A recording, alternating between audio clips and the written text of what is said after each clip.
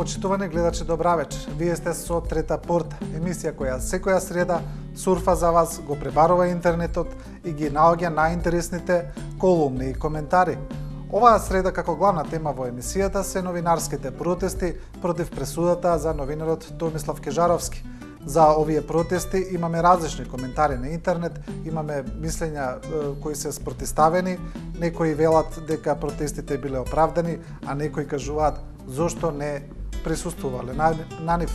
Емисијата ја почнуваме со колумната на главниот и одговорен уредник на вечер Драган Павловиќ, кој вели дека овие протести не биле за ослободување на новинарот Томислав Кежаровски, туку имале друг мотив. Колумната е насловена како пресуда.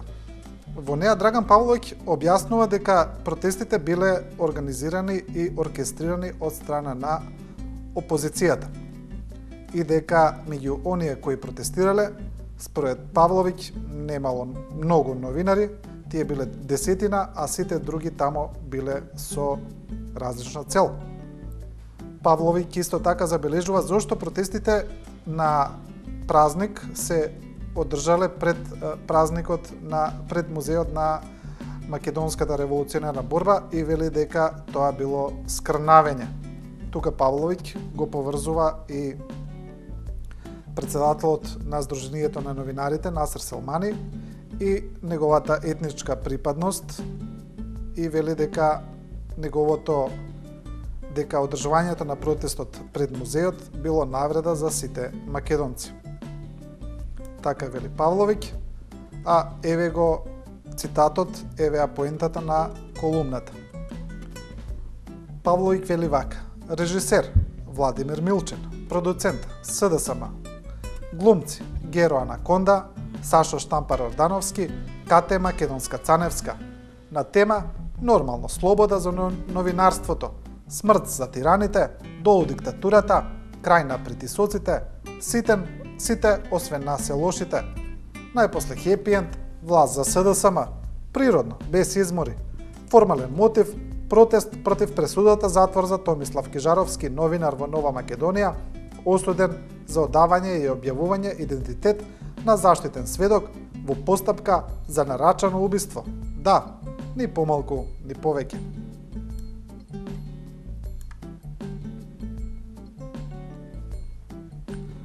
Продолжуваме со друг текст, тука е на новинарот Ерол Ризаов, неговата редовна колумна. Ризаов има спротивно мислење од Драган Павловиќ во однос на пресудата за Томислав Кежаровски и во однос на новинарските протести.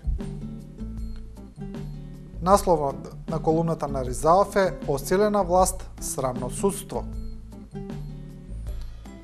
Тука Ризаов прашува зошто јавниот обвинител Марко Зрлевски ја соопштил пресудата за Кежаровски 20 дена пред незиното соопштување.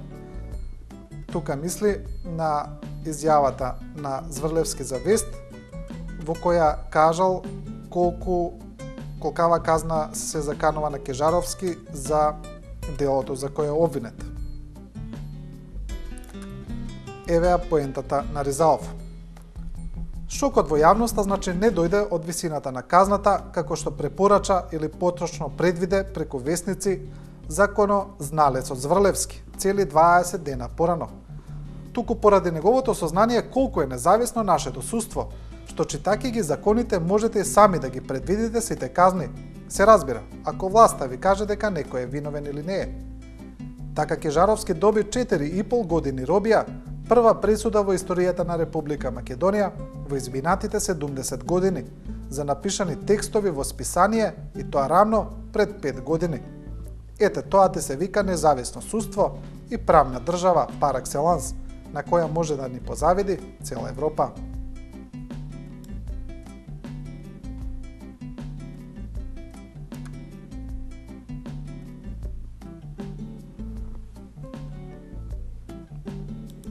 Сега текстовите за протестот на новинарите и реакциите се сосема различни. Па така во овие колумни, во овие анализи, во овие коментари наликуваат моментално на една интелектуална гладиаторска арена, каде што оние кои ги пишуваат ги спротивставуваат ставовите. Така да, еве, продолжуваме сега со друг, исто така тотално спротивен став. Ова е став на новинарот Маријан Николовски, кој вели зошто не бев на протестот за Кежаровски. Николовски во своите аргументи, каде што објаснува зошто тој не бил на протестот, вели дека исто така има слични аргументи како и Драган Павловиќ, и тие двајцата инаку се членови на истото здружение МАН, кој не учествуваше во овие протести учествуваше ЗНМ, каде што велат дека исто така тие се организирани од страна на оние кои немаат врска со Кежаровски и нивниот мотив не бил да се ослободи тој.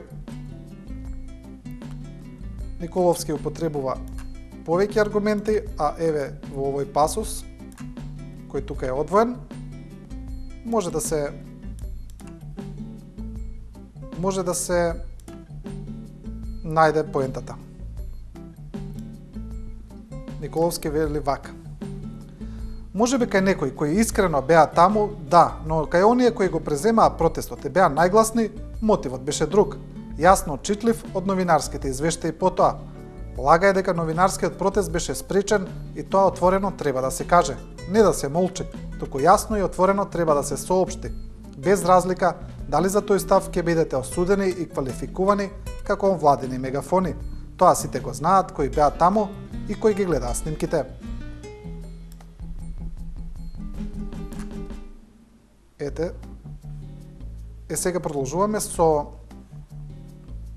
спротивен став. Ова е ставот на Зоран Димитровски, главниот и одговорен уредник на весникот Нова Македонија. Весникот кој се стави во целосна одбрана на нивниот новинар, значи Томислав Кежаровски е новинар на Нова Македонија, да подсетиме.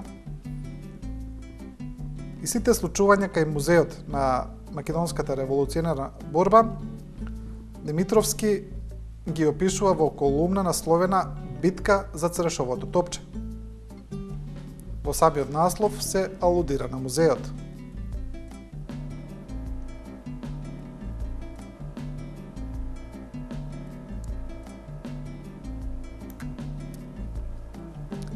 Еве поентата. Право да ви кажам, карикатурно, патетично ми изгледаат сите оние што се обидуваат да објаснат оти протестите за слобода на Кежаровски биле лажни, неавтентични, затоа што во нив учествувале така наречени инфилтрирани лица. Кои се тие инфилтрирани лица и кој се дрзнува да инфилтрира лица во нашите протести? Опозицијата, СДСМ, Сорос фондацијата. Само МВР има лиценца за инфилтрирање лица во протести, сите други си легалци. И затоа ја молам полицијата, ако станува збор за инфилтрирани лица, веднаш да им поднесе кривични пријави за незаконско инфилтрирање. Тоа е основниот услов следните протести да не бидат чисти и сфилтрирани. Исто така барем на СДСМ и соросоидите да им се забрани со закон да учествуваат на било какви протести, за да немаат законска основа за инфилтрирање.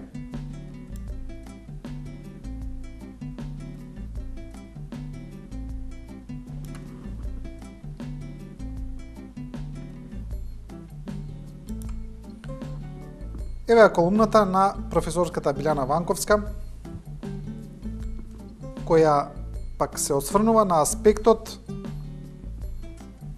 на одржувањето на протестот пред музеот на ВМРО, на реакцијата од страна на таа јавна институција, но и на нападите врз оние кои протестирале дека тоа било на некој начин скрнавење на музеот. Ванковска во својата колумна вели дека не тие кои протестирале, туку власта на некој начин се ја користи и дека манипулира со улогата на ВМРО и со музеот на ВМРО. Тука Ванковска има повеќе поенти, повеќе аргументи, но ние одвоивме еден дел. Ванковска вели вака: ВМРО се користи како символ за национален наратив, но никој не сака да го прикаже во неговата сложеност и објективни промени низ историјата. Немам јас проблем и со тоа ВМРО. Проблемите настануваат кога од голема временска дистанца некој се прикажува како директен наследник, па и чувар на неговата светост. Таквото идентификување по правило носи недопирливост, носи неодговорност, освен пред народот, историјата и Бога, а уште поважно авторитарност. Од година на година остануваме со неодговорено прашање: со кое историско ВМРО се поистоветува денешната владеачка партија?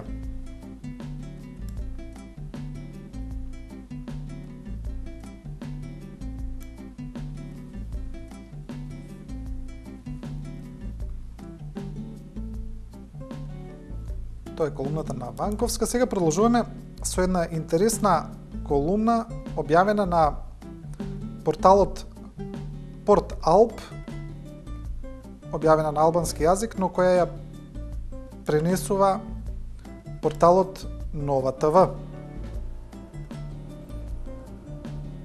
Тука колумната е насловена "За Рухи и Кежаровски, машината за мразење ќе бара нова крв". При тоа луѓето од порталот ја поврзуваат судбината на новинарот Кежаровски, притворот, на се што се случувало со смртта на една особа која беше најдена во запален хотел и за која велат дека се уште нема објаснување што се случило, инаку тоа беше професор кој беше член и на регулаторната комисија. Пева е поентата на порталот.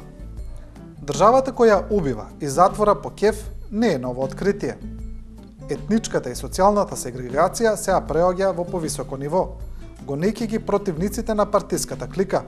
Албанците може и не се толку изненадени, од причина што имаат искуство со институционално за наследство и злочини. Македонците пак соочувајќи се прв пат со државата, не знаат како да реагираат кон судските и полициските местенки.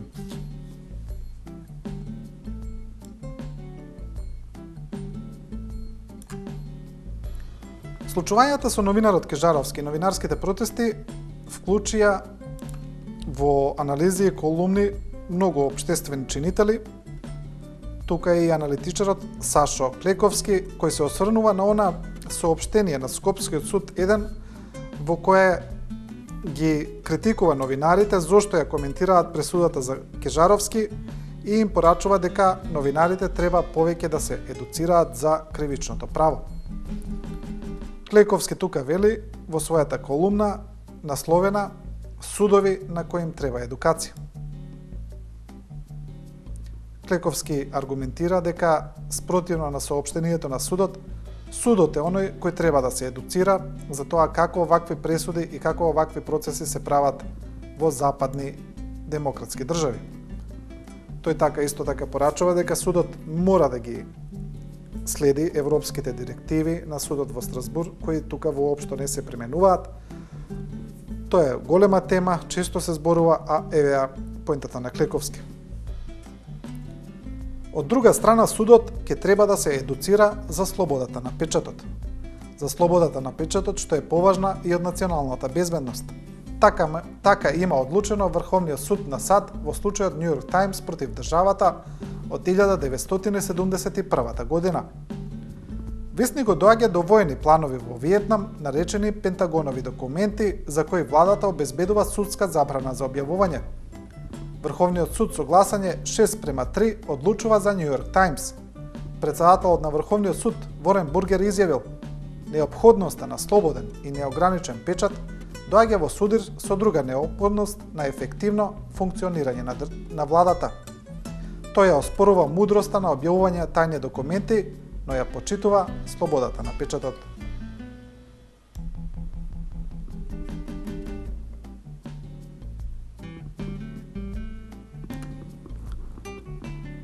Лавината коментари за пресудата за Кежаровски продолжува и со новинарот Тодор Пендаров и редовен колумниста, кој вели дека пресудата за Кежаровски е јасен сигнал кон сите новинари кои прашуваат критички и дека пресудата всушност представува заплашување кон сите новинари за молчување на слободниот збор и слободата на медиумите. Поентата на Пендаров е во насловот каде вели новинарската слобода завршува во шутка.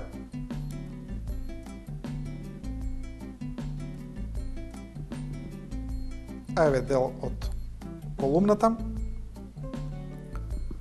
Тука Пендаров аргументира, вели како е можно во случај кој се случил пред 5 години, во кој заштитниот сведок јасно кажал дека според негови зборови бил наместен од полицијата и дека бил натеран лажно да сведочи,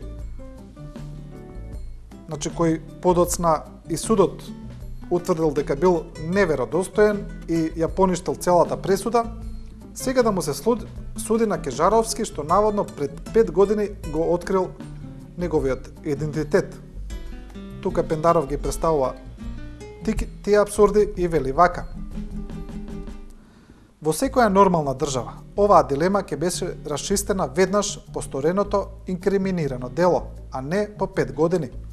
Во секоја нормална држава, ако тој и сведок изјави дека припадници на МВР го подготвувале што и како да сведочи, ќе летаа глави барем на двајца министри, МВР и Правда, на јавни обвинители, суди и така натаму, а не да се суди новинарот кој демек го открил идентитетот за заштитениот сведок.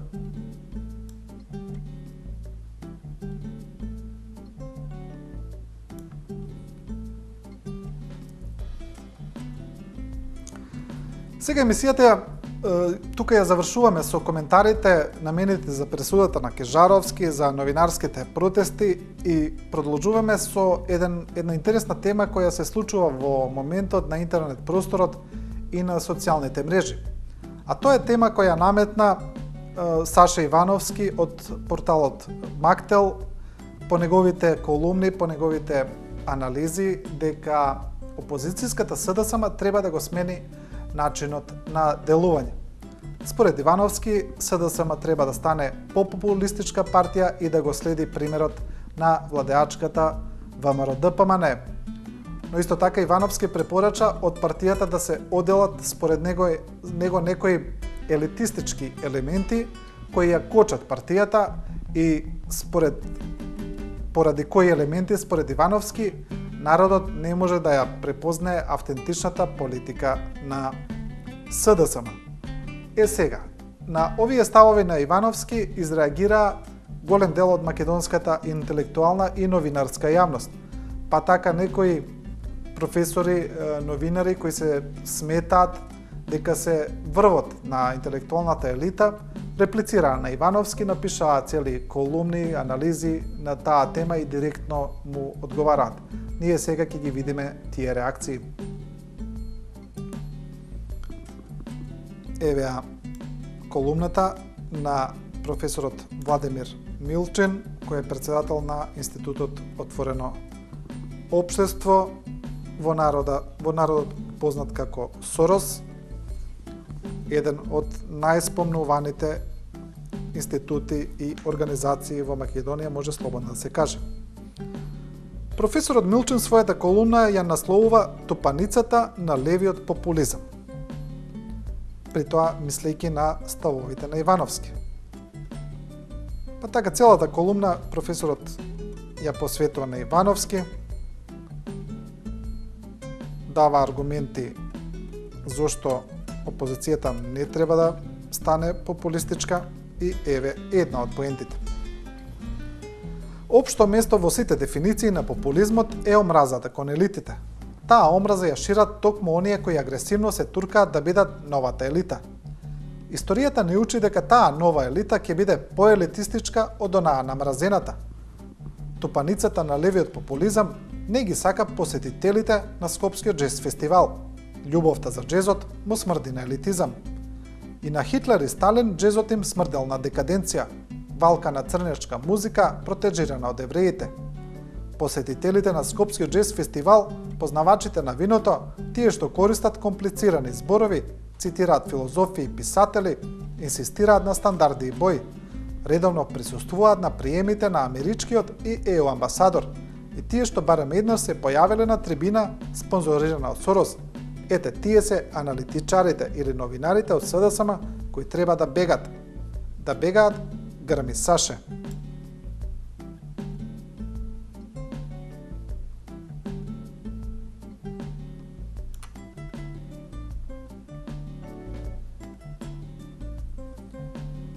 И сега во колумна директно на Ивановски му реплицира и професорот Фрчковски. Колумната насловена во Четници 45-та може да се каже дека цела е посветена на Ивановски. Еве сега малку ќе ја зголемиме, ќе го зголемиме и текстот за да може да се види. Да се прочитам. И еве го одговорот на професорот Фрчковски на Ивановски, вели вака. Секоја политика, и она најграѓанската, може да посегне по популистички инструмент. Глигоров го чинел тоа често, но не и да ја промени својата основа со замена на демократската одговорност со популистичка манипулација. Заев исто така може да посегне по популистички гест за прашањето за името или за некое друго прашање, но не и да пропадне во популистичка манипулација која како милна музика од сирена му ја свират овие резигнирани деци. Не затоа што ќе ја убие демократијата како надеж целосно во Македонија. Тој може да победи и негова победа ќе биде нешто значајно, ќе направи разлика, само како демократска граѓанска политичка алтернатива која носи слобода и човекови права.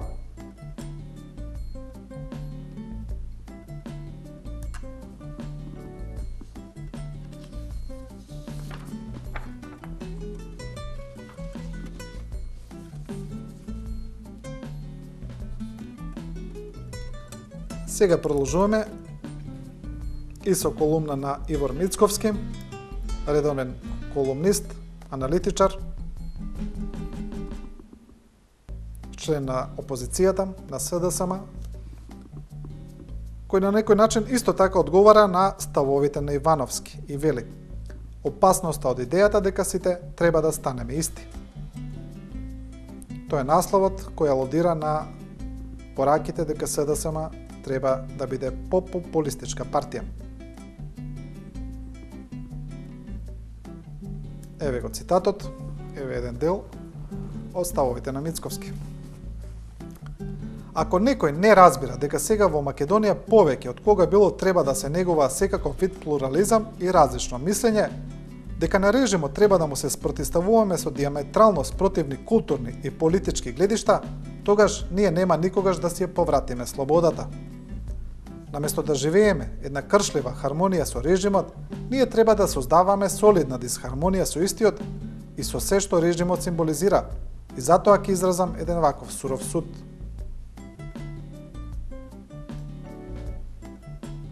Тоа се пораките на Мицковски.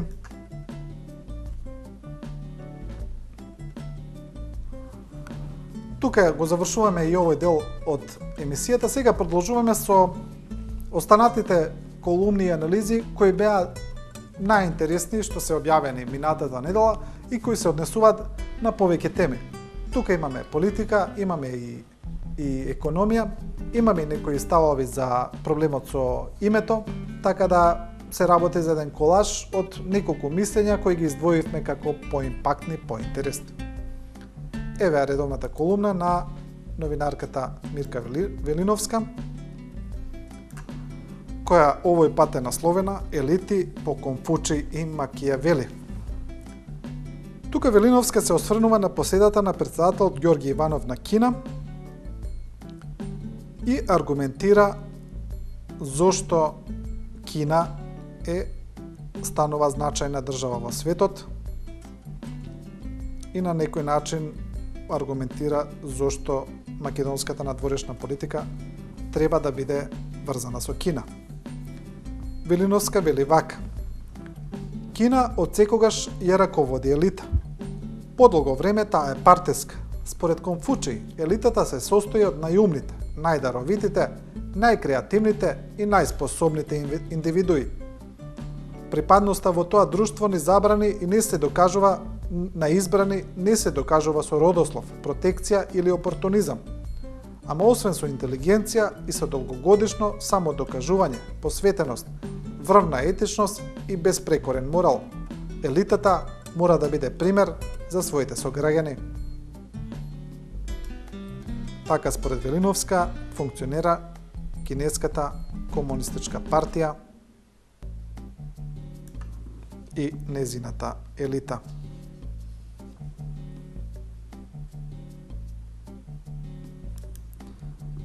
Продолжуваме со колумна на исто така редовен колумнист Роберт Несими, која се нарекува "Збогом Европа". Несими тука аргументира со повеќе прашања, со пресудата на судот во правдата во Хаг за Македонија, со неуспешните преговори, со неуспешниот почеток на преговорите за ЕУ, со неуспехот за влегувањето во НАТО, со проблемот со името, со односот на владеачката ДОИ. И на крај може да се каже дека оваа порека на Несими ја одразува главната поента на неговата колумна, се наоѓа на крај. Се однесува на проблемот со името и Несими вели вака: "Затоа, време е граѓаните да се соочат со најгорливото прашање. Што сега?" И директно да дадат одговор на прашањето што и онака секому му се врти во главата. Дали сме за промена на името, ако тоа е услов за членство во ЕУ и НАТО? Затоа, колку тоа да звучи политички ризично и незрело, може би наместо парламентарни избори би било покорисно во март да одиме на референдум за името, па барем да знаеме точно што сакаме и на што сме.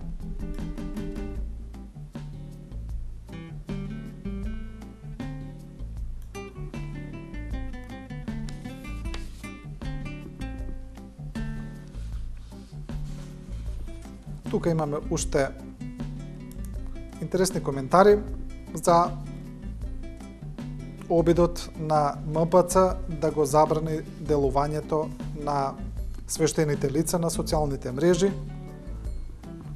Тоа е оној познат став на владиката Петар, кој вели дека свештените лица не треба да учествуваат на социјалните мрежи, на кои доста редове на владиката Пимен,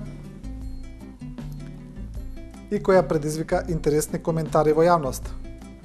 Тука е новинарката Радмила Заревска, која прашува кој ѓавол влезе во МПЦ. Еве поентата на Заревска. Пред многу години само наречените верници ја нарекуваат телевизијата ѓаволска работа. Денес црквите и верските заедници имаат своји верски телевизиски канали. Деновиве пак меѓу великодостојниците на Македонската православна црква е актуелен отпорот кон интернет и социјалните мрежи. Обвинија за злоупотреба во сајбер духовништвото ја забранија ѓаволштината наречена Facebook. Ете и МПЦ во нешто да е прва.